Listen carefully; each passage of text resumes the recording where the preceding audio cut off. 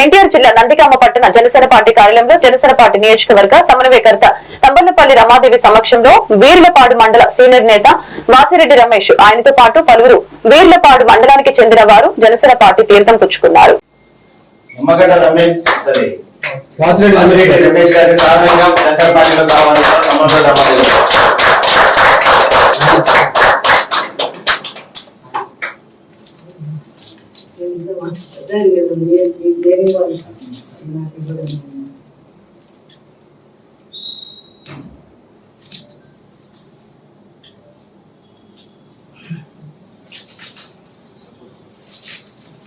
Sorry.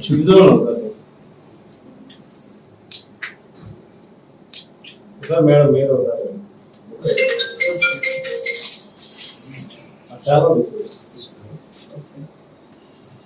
Ramash